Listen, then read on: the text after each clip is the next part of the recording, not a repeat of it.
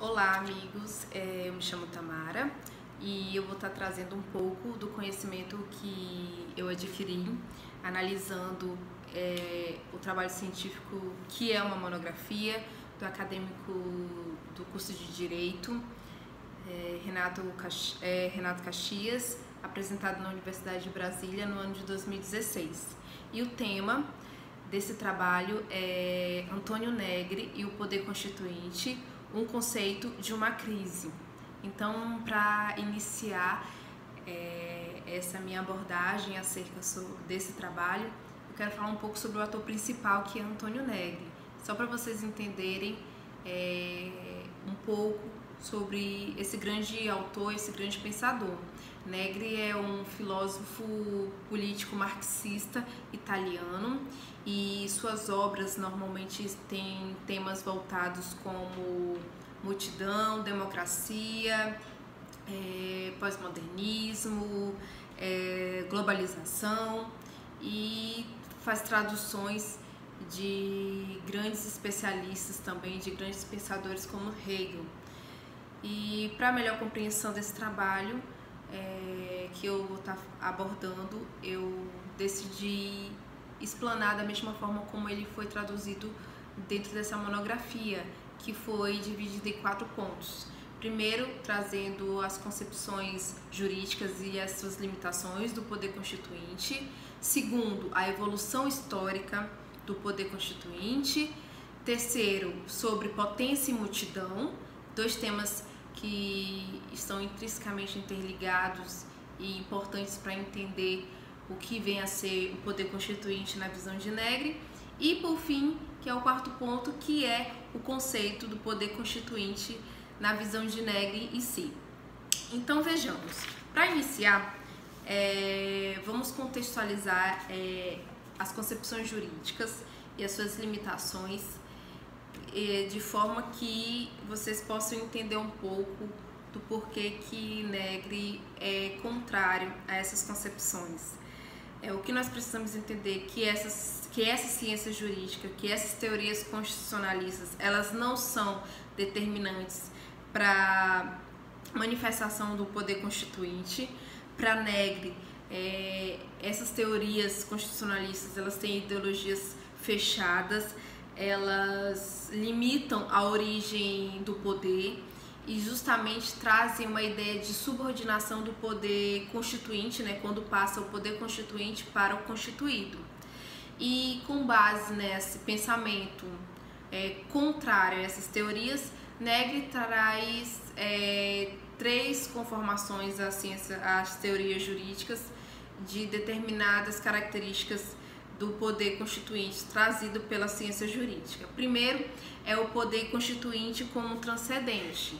Aqui traz o poder constituinte como algo exterior e precedente do poder constituído. E aqui o objetivo do poder constituinte é o quê?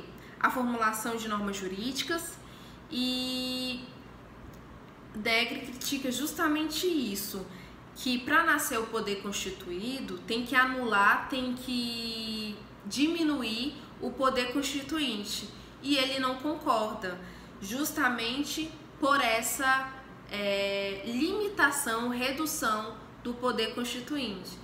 Essa teoria do poder constituinte como transcendente é abordado até mesmo por Rankelsey, George Jelinek, e Negri faz esse confronto, essas críticas em relação a essa característica da ciência jurídica, de trazer o poder constituinte como transcendente. E também a ciência jurídica traz o poder constituinte como imanente. Negri diz que, por mais que há a imanência do poder constituinte em diversos graus, sempre vai ser o mesmo resultado. E esses resultados sempre vai fazer com que o poder constituinte seja limitado pelo sistema. Então, essa limitação também Negri discorda e afronta mesmo essa característica de trazer o poder constituinte como imanente. e também porque essa característica faz com que o poder constituinte esteja interligado à soberania. E Negri não entende que o poder constituinte esteja interligado à soberania, e sim pela democracia, que nós vamos ver mais na frente. Por fim, traz o poder constituinte como integrado do ordenamento jurídico. Essa é a concepção mais aceita pelos juristas do século XX. E aqui o poder constituinte é justamente formado pelo direito positivo, que é baseado esse direito positivo nas relações sociais. E o que Negri critica dessa concepção do poder constituinte como integrado no ordenamento jurídico? Ele critica justamente que, já que o poder constituinte é o direito positivo baseado nas relações sociais, é a interferência política, é a interferência da limitação das forças políticas que são influenciadas nas relações sociais. Então acredita que o poder constituinte ele vai ser limitado por essas forças políticas que vão influenciar essas relações sociais. Então vejamos, ficou claro que para Negri a ciência jurídica, as teorias constitucionalistas não são determinantes para ele para manifestação do poder constituinte. Ele visa, na investigação dele, traçar uma linha de pesquisa mais radical, fora do âmbito dessas teorias constitucionalistas, tá bom? O segundo ponto é justamente o ponto que eu achei mais interessante de entender o significado, o conceito do poder constituinte. Aqui mostra a potencialidade do poder constituinte na visão de Negri, que é através da evolução histórica do poder constituinte. Aqui nós podemos citar a obra principal que Negri fez para abordar essa evolução histórica do poder constituinte, que é o Poder Constituinte, Ensaio sobre as Alternativas da Modernidade. Nesse livro, nessa obra, ele expressa o conceito do poder constituinte ao longo dos séculos, onde ele vai trazer o pensamento de grandes filósofos, autores, e o pensamento de momentos revolucionários, que são a Revolução Inglesa, Francesa e Americana, no qual eu vou abordar de forma bem, até por conta do tempo, de forma bem sucinta, mas que vocês possam entender as características do poder constituinte que sobressaíram em determinado momento que é expressado pelo pensador ou expressado naquele momento histórico revolucionário. Então a gente vai iniciar por Maquiavel. Maquiavel, no seu pensamento, ele acredita que o poder constituinte ele é desenvolvido através dos acontecimentos vividos. Então a vivência é uma característica fundamental para que haja a manifestação do poder constituinte. Outra característica é a temporalidade. A temporalidade aqui é a forma de manifestação também desse poder constituinte. Está interligado com as ações humanas e que essas ações humanas elas podem sofrer uma mutação. Para Maquiavel, ele traz essa concepção de mutabilidade do poder constituinte. E outra característica é a descoberta da crise como um cenário político, e esse cenário político é que vai se manifestar o poder constituinte. Surge aqui em Maquiavel, ele traz o conceito de sujeito coletivo. Quem é o sujeito coletivo que vai expressar o poder constituinte? Aqui ele traz como sujeito coletivo o povo, a multidão, e a democracia também como forma de expressar, de externalizar esse poder constituinte. Na outra visão, a gente tem a visão do pensador e autor James Hamilton, que ele traz aqui o poder constituinte como contrapoder. Aqui fica evidenciado em James Hamilton que a distribuição de propriedade é uma forma de reproduzir a igualdade do poder. E aqui a gente vê a manifestação do poder popular. E esse poder popular justamente traz aí a ideia do poder constituinte como uma potência, porque essa potência ela é instaurada através dessa multidão em um determinado momento revolucionário, que aqui é o momento da Revolução Inglesa. Então é através dessa revolução que surge o poder constituinte como potência. E aí, logo em seguida, a gente pode verificar sobre a Revolução Americana.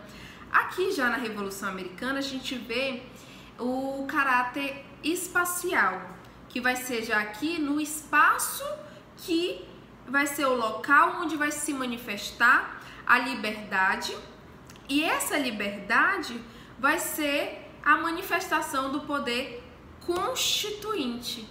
Então, quanto antes a gente estava vendo que era no tempo, aqui a gente vai ver que vai ser um caráter espacial, e essa potência constituinte vai se manifestar através da revolução e traz também o trabalho como uma forma de transformação, né, desse povo, dessa massa. E aí logo em seguida vem a Revolução Francesa, que já aqui na Revolução Francesa já volta o aspecto temporal, só que de uma forma diferenciada. Aqui temos o aspecto temporal de forma contínua. Por que contínua? Porque o poder constituinte ele se torna-se um procedimento absoluto, porque o momento revolucionário ele é constante. Se ele é constante, o poder constituinte ele vai ser contínuo, mas a gente não pode deixar de ressaltar que por mais que surja que volta o caráter temporal contínuo, agora de forma contínua, ele não deixa também o caráter espacial. O local, o espaço, ele continua também sendo a forma de manifestação do poder constituinte. Aqui o trabalho, ele continua como potencialidade do poder constituinte, só que aqui surge a igualdade como manifestação também do poder constituinte, não só mais a igualdade como na Revolução Americana. E por fim a gente finaliza com o entendimento de Karl Marx, que já ele traz a vertente marxista, uma vertente que ele se propicia através do capitalismo, de ideias capitalistas, mas que ele traz aqui duas vertentes importantes para a gente inserir no poder constituinte, que é a violência como força constitutiva e a cooperação como força essencialmente produtiva. Aqui esses mecanismos ele traz a manifestação do poder constituinte. Então, para a gente fechar esse raciocínio da evolução histórica, do conceito do poder constituinte, a gente só precisa ter em mente que a gente precisa observar que a cada pensamento, que a cada momento histórico, né, que a cada pensamento desses autores e que a cada momento histórico surge características que vão propiciar, que vão agregar no entendimento final do que vem a ser o poder constituinte na visão de Antônio Negri. Então vejamos aí o terceiro ponto, que é entender dois temas importantes, que é potência e multidão. Aqui a gente precisa entender que esses dois temas então, estão intrinsecamente interligados para a gente até entender o conceito do poder constituinte para Negri. Eu vou primeiro falar da potência e posteriormente da multidão.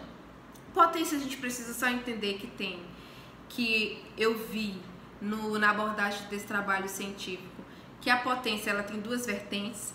A primeira vertente é a vertente tradicional, que é trazida por Aristóteles, onde ele traz a potência como um princípio de mudança, um princípio de mutabilidade, onde essa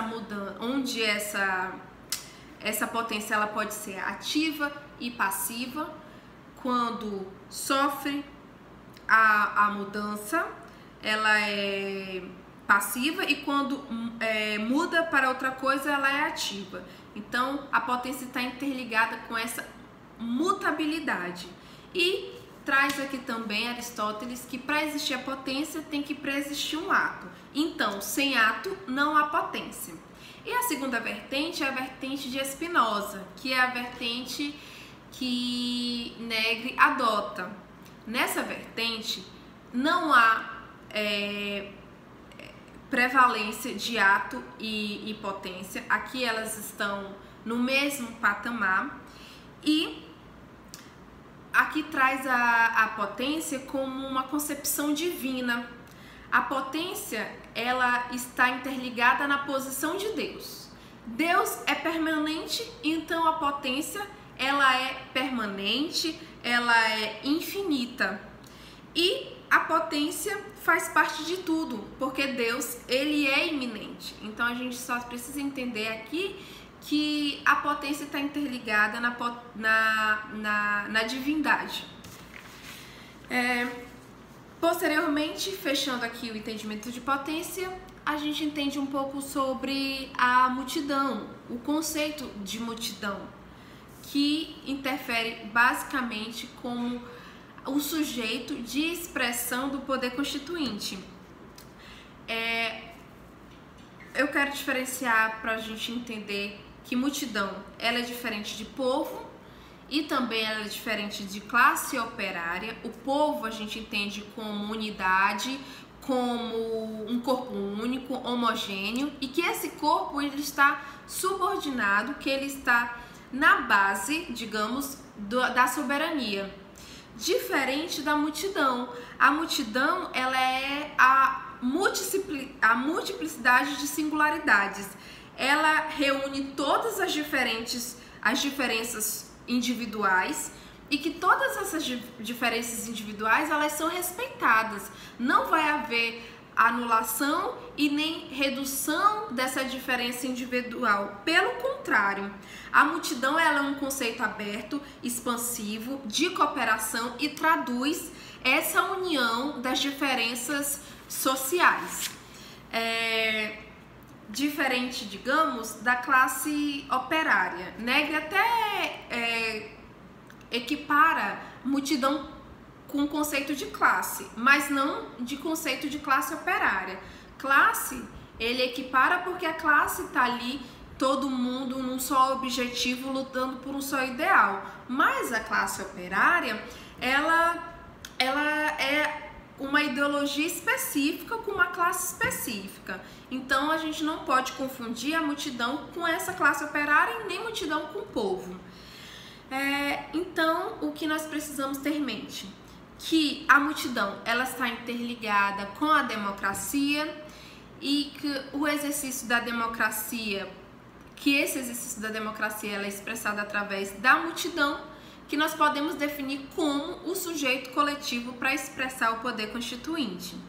Então, a potência, ela só poderá ser instaurada através de uma ação contínua e essa ação contínua é expressada pela multidão. Por isso esses dois temas estão extremamente interligados para a gente entender o poder constituinte. Que aí eu finalizo aqui falando sobre esse conceito do poder constituinte na visão de Negri. O poder constituinte para Negri é como um procedimento absoluto, porque o poder constituinte surge através de uma crise, de uma revolução, e para Negri, onde há o poder constituinte, vai haver a revolução.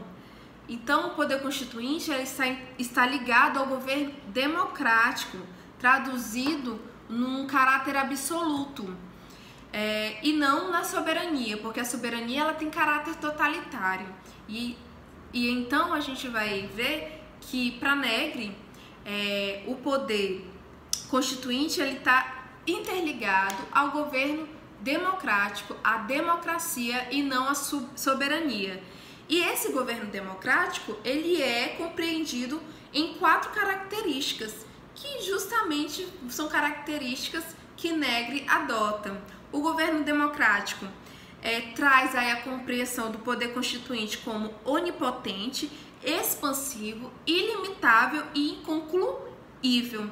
Onipotente porque ele surge o poder constituinte de uma crise, então o poder constituinte é a própria revolução, expansivo porque o poder constituinte está em todos os graus de produção, ilimitável porque ele se manifesta tanto no âmbito espacial quanto temporal, e inconcluível porque ele não pode ter um fim, uma vez que a ação da potência constituinte está inserido num processo constante. Se é um processo constante, o poder constituinte ele não tem fim.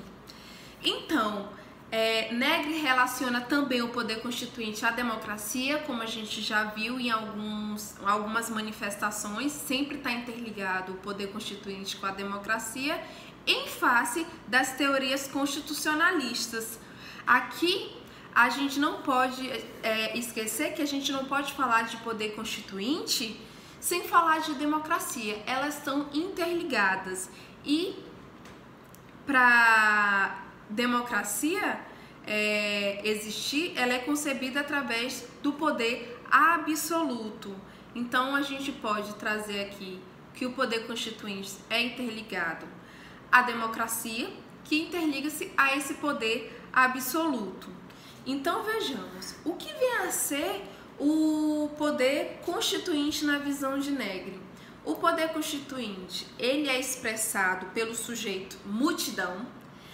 Isso a gente tem que deixar bem claro, que essa multidão é que vai operacionalizar o poder constituinte, onde esse poder constituinte existe por meio da democracia, que essa democracia é traduzido por um governo democrático, um governo absoluto, que traz aí as 4 características que eu acabei de abordar. Então, se traz essa concepção de caráter de governo absoluto, Negri se contrapõe às teorias constitucionalistas, já que elas limitam o poder constituinte, elas possuem um controle jurisdicional dos atos administrativos e basicamente traduzem o poder constituinte como organização de leis, o que vai muito além na visão de Negri. Como a gente pôde ver nessa breve explanação, Negri coloca o poder constituinte como algo superior, como algo absoluto, como algo que não vai haver subordinação a outro poder. Então, eu acredito que Negri trouxe essa visão contrária, radical, mas que propicia uma análise crítica de entender o poder constituinte numa outra vertente. Então eu finalizo com uma frase que me chamou a atenção logo no estudo desse trabalho científico, que é o quê? Para a gente poder entender esse poder constituinte na visão de Negri. Que a sua compreensão ela foi mecanizada através de teorias esquecidas e vencidas dos autores que compõem a via maldita da metafísica política moderna. Então, Negri, eu considero de forma bem exemplar e sucinta, ele pôde trazer aí uma visão do poder constituinte bem contrária e bem superior do que a gente costuma ver da nossa ciência jurídica, do que a gente estuda nas teorias tradicionais. Então, Negri é um filósofo que traz a ideia de poder constituinte numa outra vertente, de um outro entendimento, e a gente traz aí, com base em todo esse diálogo que eu posso estar trazendo para vocês, de características que a gente consegue descobrir que o poder constituinte tem. Negri traz essa visão e eu espero ter deixado de uma forma clara que um pouco dessa visão do conceito de poder constituinte, né? Que aborda a crise, a revolução, a multidão, a democracia, o governo democrático, o governo absoluto. E eu deixo aí uma sugestão para quem fazer e escolher falar sobre o poder constituinte, fazer um estudo sobre essa outra visão, esse outro lado contrário das teorias constitucionalistas, estudar um pouco sobre esse grande filósofo político que traz o entendimento que aguça a gente querer aprender mais e descobrir determinadas características até então não mostradas pelos autores tradicionais. Bom, então é isso, eu não vou me alongar, eu agradeço e eu espero que eu tenha conseguido esclarecer um pouco desse trabalho científico, tá bom? Obrigada.